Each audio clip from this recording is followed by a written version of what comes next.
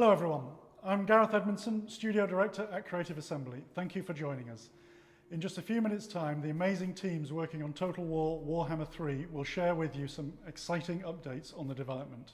Before that, I would just like to take a moment to reflect on the past year at Creative Assembly. Now, I recognise that we've been fortunate and have continued to be successful despite the global pandemic. And I'd like to thank our incredible support and IT teams here at Creative Assembly.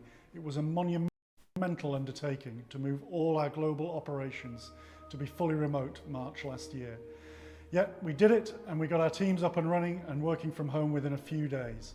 In fact, during the last year, whilst working remotely, we've grown by 20% and recently announced the opening of a third development studio in the UK for when we return to our studios later this year.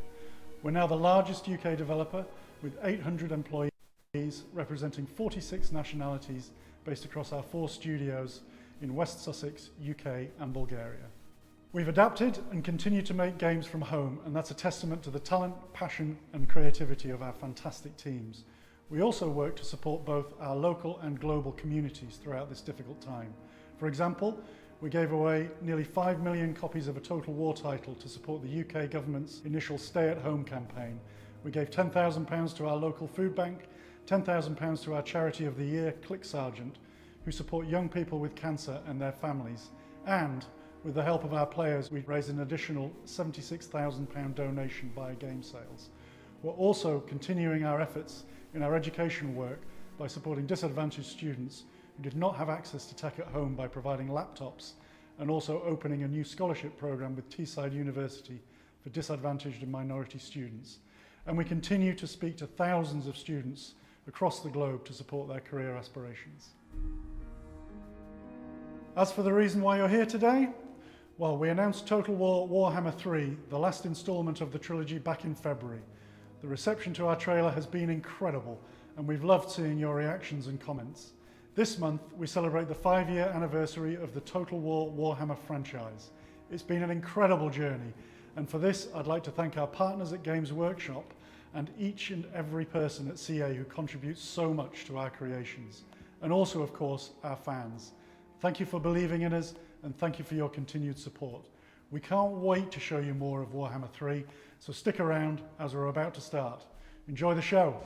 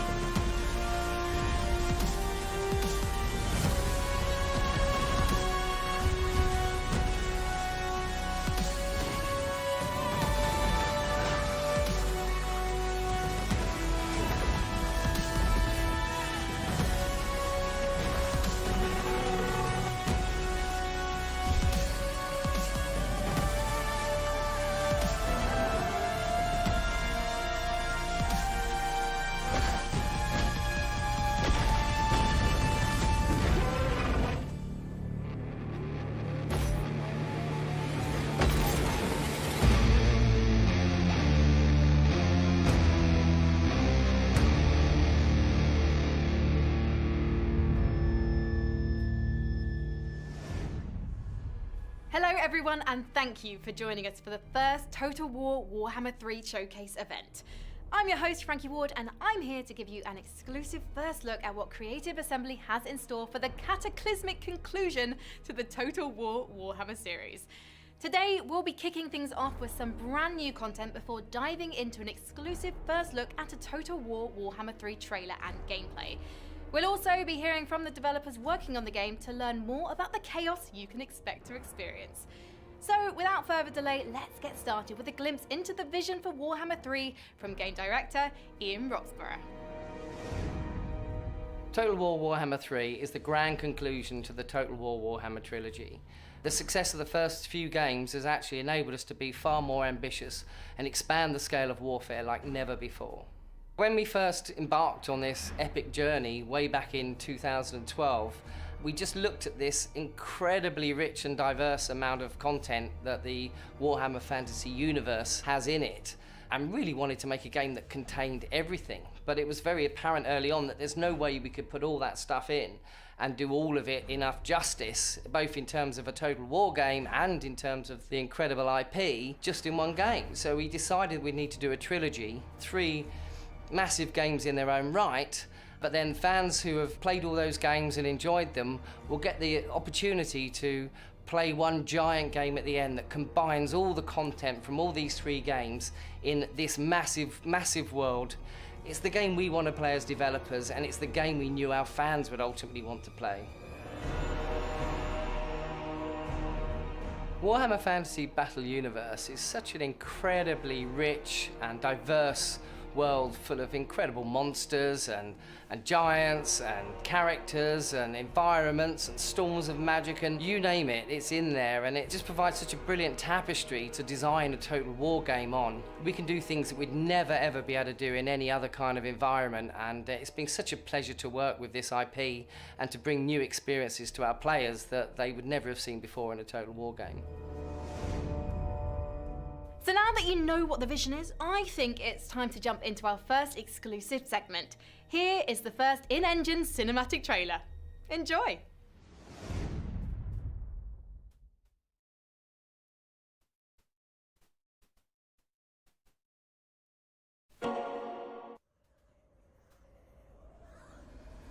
Key slave.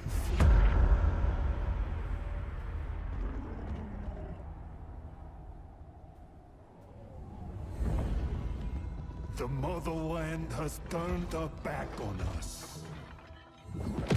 Exiled to a wasted land. Brothers and sisters betrayed. Whilst the meek cling to power. Is it just?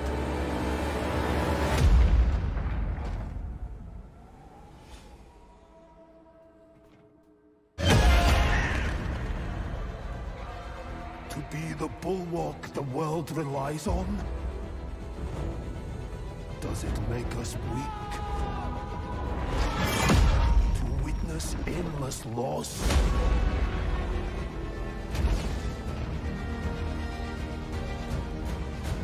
Do we falter?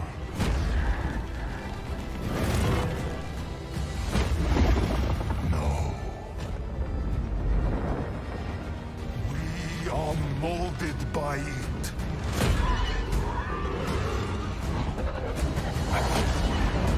Forged hot against an anvil of ice. Rage consumes us.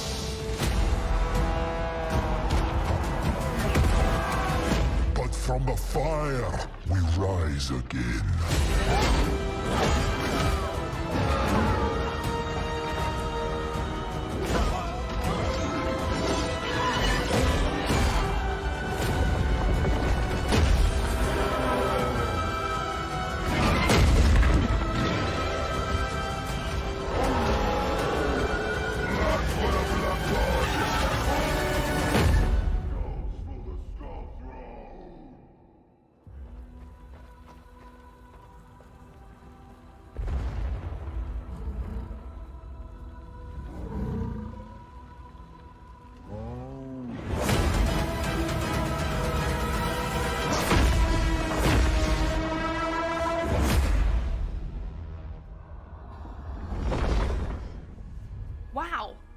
had everything. Giant elemental bears, bloodthirsty demons, and one cold-blooded ice witch that you wouldn't want to mess with. And now, for the moment you've been patiently waiting for. The world premiere of Total War Warhammer 3 gameplay.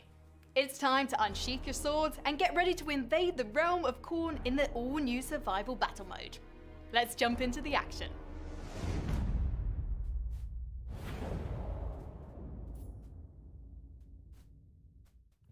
Here it is, the first look at Total War Warhammer 3 gameplay. Today we'll be testing our mettle in an epic new game mode, Survival Battle. Survival battles drop us into the heart of enemy territory. To prevail, we'll need to deploy our defenses by spending supplies on a variety of barricades, projectile towers, traps, reinforcements, and buffs. In this particular survival battle, we're taking the fight to Khorne, seizing 3 victory points as we progress through the ruined fort with the Brass Citadel and its gatekeeper as our goal. But our invasion into Khorne's domain will be hard fought. We'll be repelling 3 waves of lesser demons before going toe-to-toe with an exalted bloodthirster. As the battle begins, we find ourselves immediately set upon. Some quick flanking and a blast of Katerin's ice magic sets us up for a swift initial win. Now that the way ahead is clear, we can progress to capture the first victory point and start our defensive preparations. We'll use our structures, which have been built from salvage found in Khorne's realm, to our tactical advantage. They'll help us herd our foes into kill zones so we can take control of and maintain the battle's flow. We'll place barricades on either side of the victory point and block off all easy routes up the main ramps. This'll funnel the bulk of the demons towards the side ramps, where our Hussar Guard will hold the line. Meanwhile, our towers, Kossars, and Katerin will tear them apart. Here they come.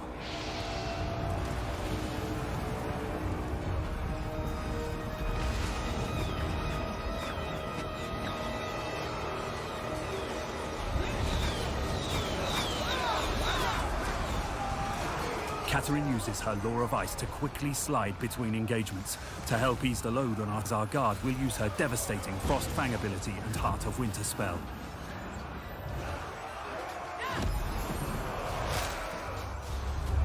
Against such insurmountable odds, our warriors are sure to tire and take losses. Thankfully, we can keep our army fighting fit with the replenishments menu.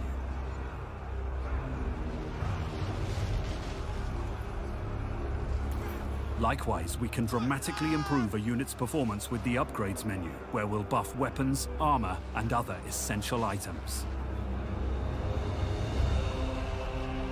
But that won't be enough to take us to the Brass Citadel. We'll need to call fresh troops into the slaughter with the recruitment menu.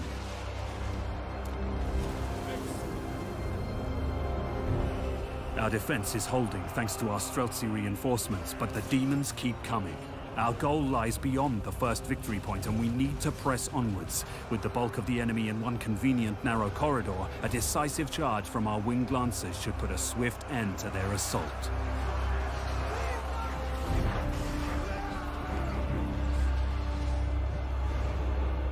We must press on into the blood pits and seize the icon of blood! We've survived the first wave and can press our invasion deeper into enemy territory.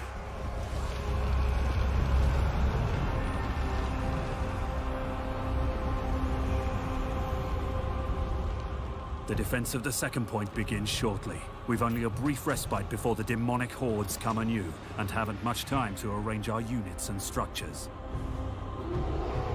As we progress, we'll expand our pool of available troops, summoning higher-tier units to meet the challenge of an ever-growing threat.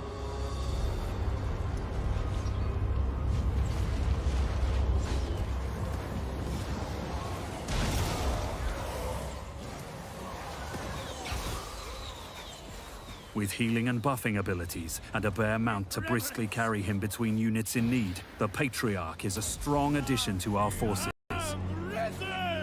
Many a Chaos slave has fallen to Little Grom's ancient and roaring fusillades. Fighting alongside it stokes pride into the hearts of all Kislevites. And rightfully so. Right now, Little Grom, with help from the Ice Guard and other units, is making steady work of the demons assaulting our western wall.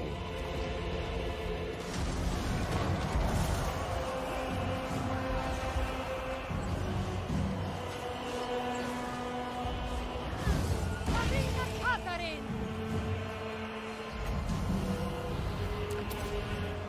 But where our western defense is prevailing, our eastern flanks are in danger of being overrun. A second artillery unit should help even the odds.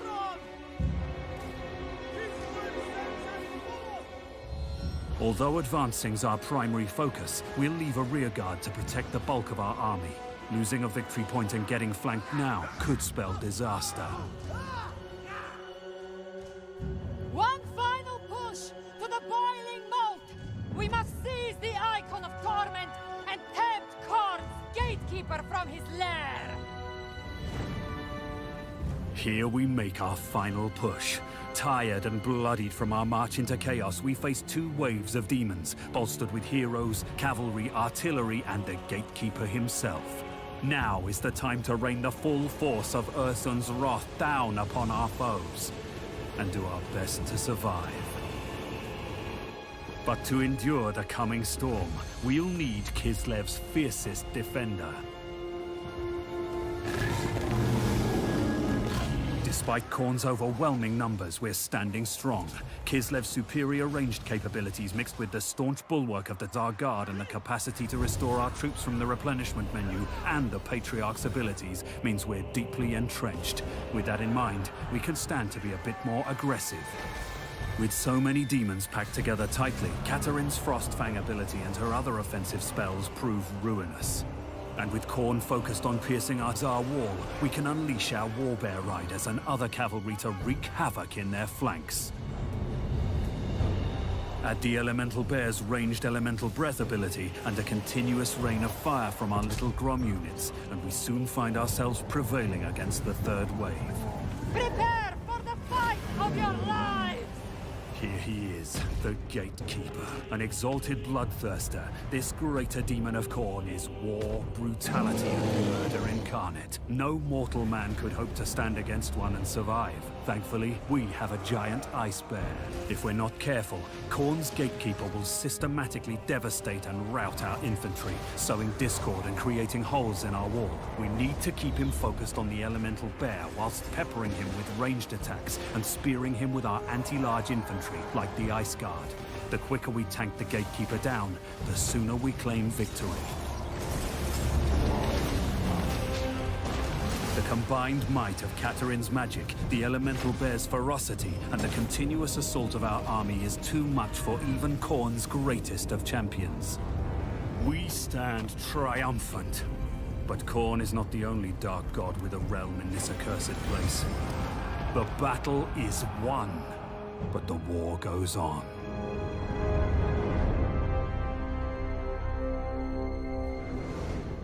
Ian, thank you so much for joining us. And I have to say that survival battle was wild. So how does it feel to finally reveal gameplay?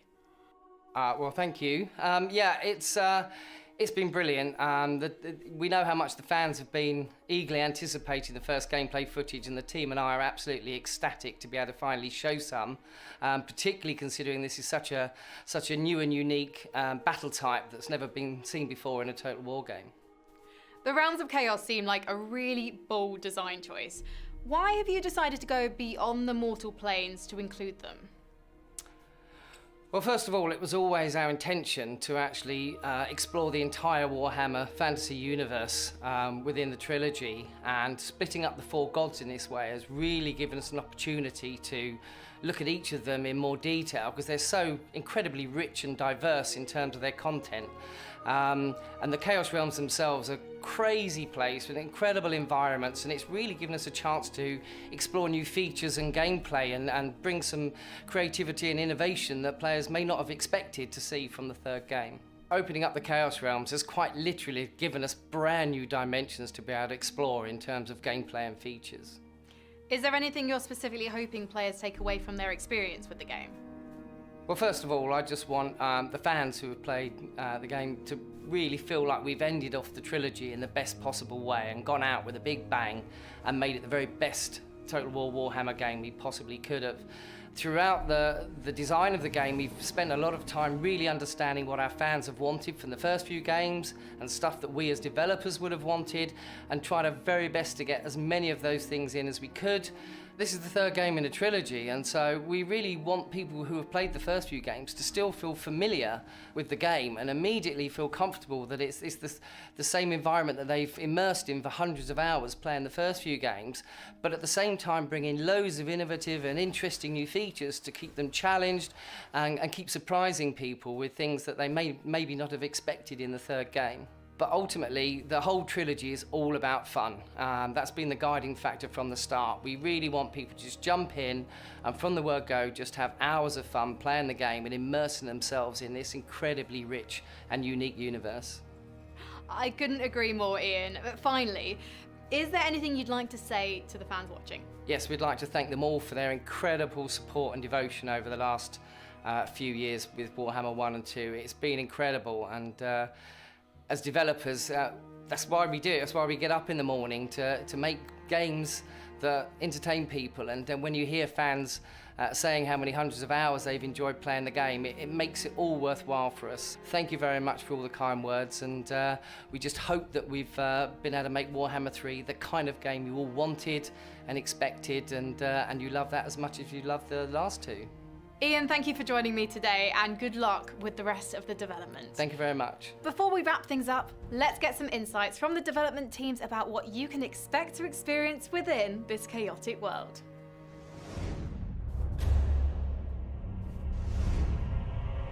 In Total War Warhammer 3, we'll be venturing to some of the most deadly and mysterious regions of the Warhammer Fantasy Battles universe. In Warhammer 1, we were in the Old World. In Warhammer 2, we ventured to the New World, within Lustria and Nagarond. In Warhammer 3, we'll be venturing to Kislev, to the very top and west underneath the Chaos Realms, who have been the bulwark of humanity, keeping the human civilization safe from the constant Chaos incursion. But to the east, we have the mysterious, private and very ancient civilization of Grand Cathay.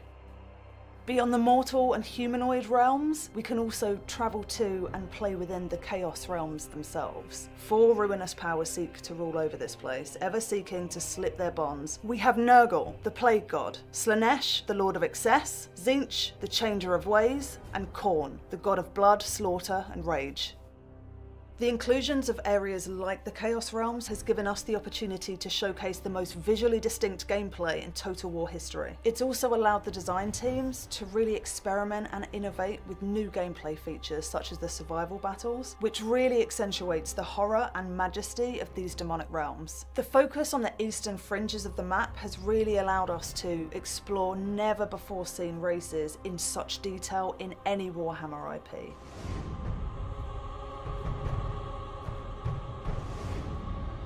The overall philosophy has been to really mirror the asymmetry that you see in the tabletop game that Games Workshop have created, and that provides a lot of fun as players work out what are the strengths and weaknesses of all the races and how to use those in their favour. We've really looked to push the variety in this game, both in terms of the gameplay variation, the mechanics available for each of the races, and the content of each of those races, the rosters, the units, the heroes, the spells.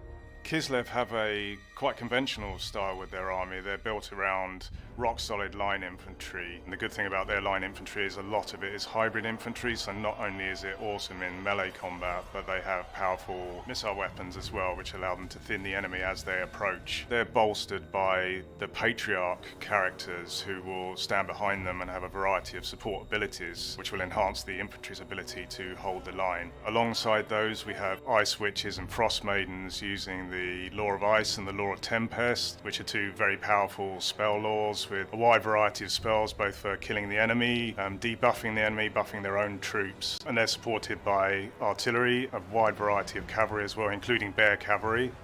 Khorne, a fairly simple faction to play in terms of the concept behind it. They don't have magic to use, they have very few missile units, but they do have innate magic resistance. The idea behind them is that to get on the front foot, to approach the enemy and to get stuck into hand-to-hand combat, and doing that will fuel their powerful army abilities, which will help them to achieve victory.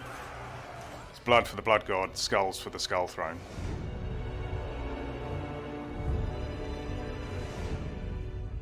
The thought behind survival battles is We really wanted to get the players immersed in the realm of chaos. So once you've invaded it, you're basically going up to one of the Chaos God's backyards and you're trying to kick the door in, essentially. We really wanted to show off the scale of that, be it with the map, the amount of units that you're fighting against, and the tools that you have in your arsenal to defeat them. This also gave us the opportunity to add in new features, such as building defensive structures, allowing your units to be summoned within battle, and you can upgrade and replenish them. We're also hoping that when players go into these battles, use all these new features, they can overcome the horde of demons that attack them and, really come away with a great sense of accomplishment, knowing that you've bested one of the Chaos God's armies.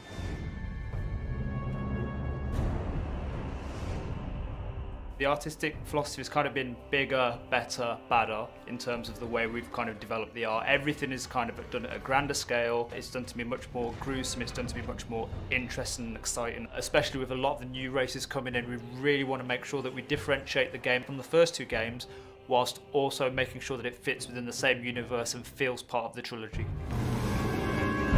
The Elemental Bear was a really interesting character. We did originally look at how can we approach it. Should it be done in a more ethereal look? So should it be more ghostly, more spell-based?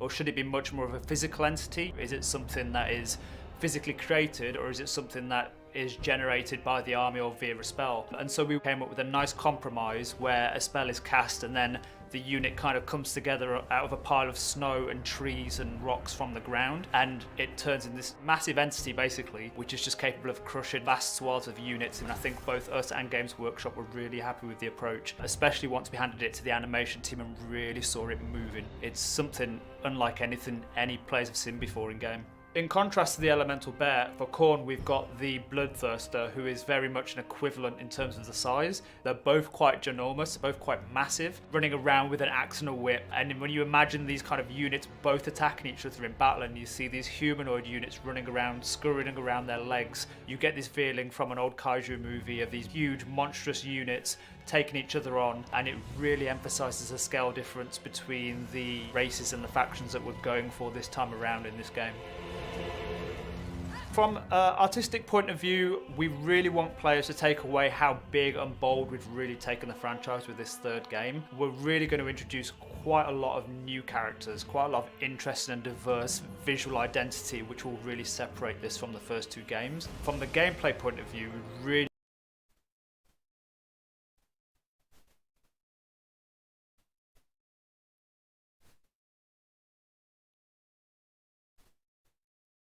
want to show that we've taken the experience that players are familiar with from Warhammer 1 and 2 and really polished it and refined it, whilst also introducing some nice little surprises in there that will really make it the best playing Total War Warhammer game we've ever made.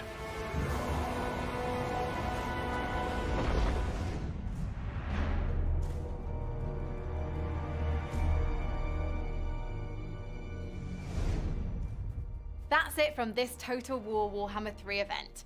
It seems that there's a lot to get very excited about. To keep up to date with all of the developments for the game, or to rewatch any of the footage from tonight, make sure to keep an eye on the Total War social media channels and website. A final reminder that pre-orders are live and will include an additional free race pack. More details on this will be coming very soon. Things are just getting started, and we can't wait to share more with you very soon. From the Total War team and I, we really hope you enjoyed watching.